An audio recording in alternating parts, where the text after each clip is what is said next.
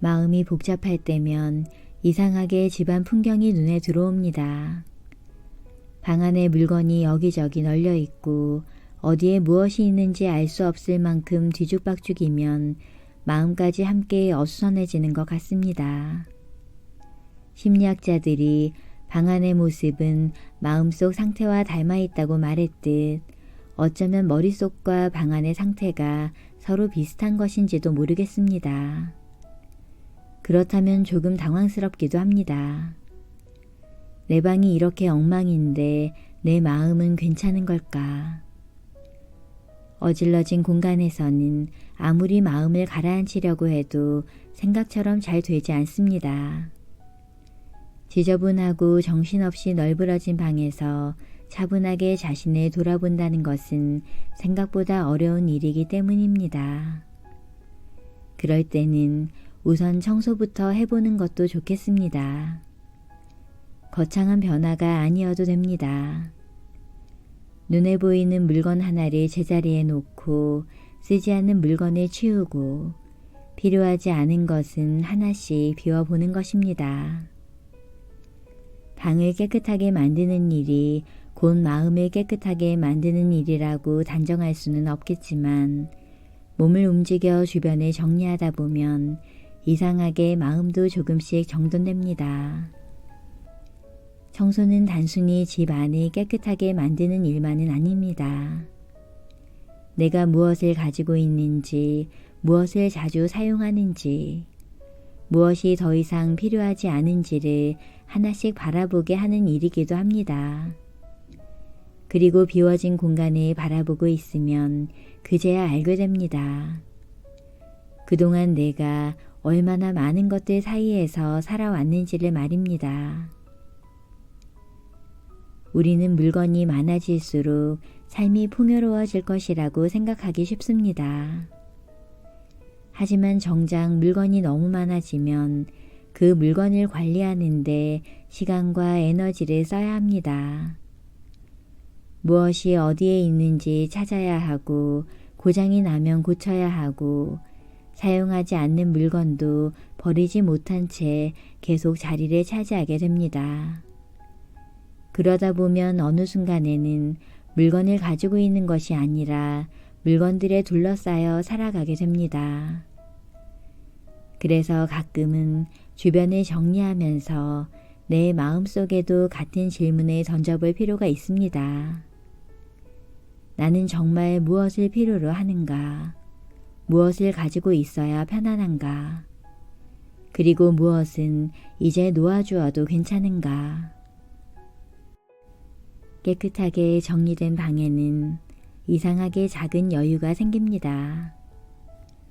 방 한쪽이 비어 있으면 그곳에 무언가를 더 채우고 싶어지기보다 오히려 그대로 비워두고 싶은 마음이 들기도 하고 창문을 열어 바람을 들이고 싶어지고 작은 꽃이라도 하나 놓아보고 싶어집니다. 어쩌면 그것이 진정한 마음의 여유인지도 모르겠습니다. 매일 아침 우리는 오늘은 무엇을 입을까를 생각하면서 옷장 문을 엽니다. 그리고 옷을 하나씩 바라봅니다. 옷장 안이 뒤죽박죽이면 아침부터 마음도 정신이 없습니다. 옷이 많으면 선택할 수 있는 것이 많아서 편할 것 같지만 오히려 너무 많은 옷 때문에 무엇을 입어야 할지 더 고민하게 되는 경우도 있습니다. 반대로 필요한 옷들이 질서 있게 정리되어 있으면 선택은 훨씬 단순해집니다. 그러니 필요하지 않은 옷은 과감하게 비워도 좋겠습니다. 그리고 늘 새로운 옷을 입어야 한다고 생각하지 않아도 됩니다. 누구도 오늘 내가 입은 옷을 그리 신경 써서 봐주지 않으니까요. 우리는 생각보다 다른 사람의 시선을 많이 의식하며 살아갑니다. 이 옷을 입으면 사람들이 나를 어떻게 볼까? 너무 평범해 보이지 않을까? 내가 가진 것이 다른 사람보다 부족해 보이지 않을까? 그러면서 옷뿐만 아니라 물건과 액세서리에도 많은 시간과 노력과 돈을 쓰게 됩니다. 하지만 사람들은 우리가 생각하는 것만큼 다른 사람의 옷을 관심 있게 바라보지 않습니다. 사실 입고 있는 옷보다 더 오래 마음에 남는 것은 그 사람이 어떤 사람인가 하는 것이겠죠. 그런데도 우리는 계속해서 겉모습을 채우려고 합니다. 옷장이 가득 차 있는데도 새로운 옷을 또 사들이고 이 옷을 입으면 남들이 나를 어떻게 봐줄까를 생각합니다. 하지만 정작 중요한 것은 남들에게 어떻게 보이는지가 아니라 나는 어떤 모습으로 살아갈 때 편안한가, 정말 필요한 것이 무엇인가를 아는 일입니다. 즉 옷장 안을 가득 채우는 일보다 옷장 안을 정리하는 일이 내 마음속의 우선순위를 들여다보는 일이 될 수도 있습니다. 무엇이 되었건 꼭 많이 가지고 있는 것이 풍족한 것은 아닙니다. 오히려 내 삶에 꼭 필요한 몇 가지를 알고 있는 사람이 더 단순하고 편안하게 살아갈 수 있는지도 모릅니다. 우리는 늘 무언가가 부족하다고 생각합니다. 아직 이것이 없고 저것도 부족하고 조금만 더 가지면 괜찮아질 것 같다고 생각합니다. 마음이 허전하기 때문에 물건을 사고 외롭기 때문에 무언가를 더 가지려고 하고 불안하기 때문에 계속해서 미래를 준비하려고 합니다. 욕망은 눈으로 본 것에서 시작되기도 합니다. 보면 갖고 싶고 먹고 싶고 만지고 싶고 내 것으로 만들고 싶어집니다. 처음에는 하나만 있으면 좋겠다고 생각합니다. 그런데 하나를 가지면 또 다른 것이 눈에 들어옵니다. 더 좋은 것, 더 큰 것, 더 편리한 것. 욕망은 그렇게 끝없이 새로운 대상을 찾아갑니다. 또한 욕망은 들은 것에서도 시작됩니다. 누군가가 무엇을 가지고 있다는 이야기를 들으면 나도 그것을 갖고 싶어지고 누군가가 어디에 다녀왔다는 이야기를 들으면 나도 가보고 싶어집니다. 처음에는 단순한 관심이었을 뿐인데 어느 순간부터 그것이 꼭 필요한 것처럼 느껴지기도 합니다. 그리고 그것을 갖지 못하면 내가 부족한 것처럼 느껴집니다. 사람의 욕심에는 끝이 없습니다. 하나를 얻으면 또 다른 하나가 필요하고 원하던 것을 얻고 나면 그보다 더 좋은 것을 바라게 됩니다. 또 지금 가진 것에 만족하지 못하면 새로운 부족함이 생깁니다. 그리고 그 부족함은 곧 불평과 불만으로 이어지기도 합니다. 왜 나는 이것밖에 없을까? 왜 다른 사람은 저렇게 좋은 것을 가지고 있을까? 왜 내 삶은 생각만큼 풍족하지 않을까? 이런 생각이 하나씩 쌓이면 마음도 점점 무거워집니다. 아무리 좋은 것을 가지고 있어도 마음속에 불만이 가득하면 그것을 충분히 누리기 어렵습니다. 좋은 옷을 입고 좋은 물건을 가지고 원하던 것을 손에 넣었다고 해도 마음이 편안하지 않다면 여전히 부족하게 느끼는 것입니다. 무언가를 좋아하고 원하는 마음은 본디 자연스러운 것입니다. 하지만 반드시 가져야 한다고 생각하는 순간부터 마음은 자유롭지 못해집니다. 그것을 얻기 전까지는 계속 부족하게 느껴지고 얻고 나서도 잃어버릴까봐 걱정하게 됩니다. 그렇게 무언가를 꼭 가져야만 한다는 생각에 사로잡혀 있는 동안에는 마음의 평화도 멀어집니다. 원하는 것을 다 가져야 하는 것은 아닙니다. 좋아할 수 있지만 그것이 없어도 괜찮을 수 있습니다. 원할 수 있지만 반드시 가져야 하는 것도 아닙니다. 이렇게 생각할 수 있을 때 마음은 조금씩 자유로워집니다. 욕심을 줄이는 방법은 무엇일까요? 욕심을 줄인다는 것은 어쩌면 나에게 만족하는 것인지도 모릅니다. 내가 나라는 사실에 감사하고 지금의 나에게도 충분히 좋은 것이 있다는 것을 인정하는 것입니다. 내가 부족하다고 느끼기 때문에 자꾸 무언가를 더하려는 것이라면 먼저 그 부족하다는 마음부터 바라볼 필요가 있습니다. 내가 정말 원하는 것이 물건인지 아니면 그 물건을 통해 얻고 싶은 다른 감정인지 생각해 보는 것입니다.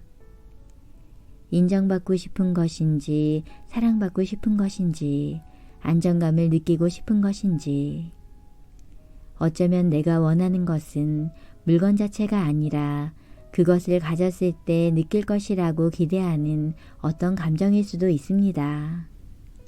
그리고 그런 내 마음을 알아차리면 꼭 무언가를 더 가져야만 나를 채울 수 있는 것은 아니라는 사실도 조금씩 알게 됩니다. 아무것도 부족하지 않은 사람만 행복한 것은 아닙니다. 지금 자신의 삶을 바라보며 이 정도면 괜찮다고 말할 수 있는 사람이 행복할 수 있습니다. 오늘 하루를 살아갈 수 있다는 것, 먹을 것이 있고 잠잘 곳이 있다는 것, 내 곁에 누군가가 있다는 것, 혹은 혼자 조용히 쉴 수 있는 시간이 있다는 것, 평범해서 미처 소중하게 생각하지 못했던 것들도 사실은 충분히 감사할 만한 것들입니다.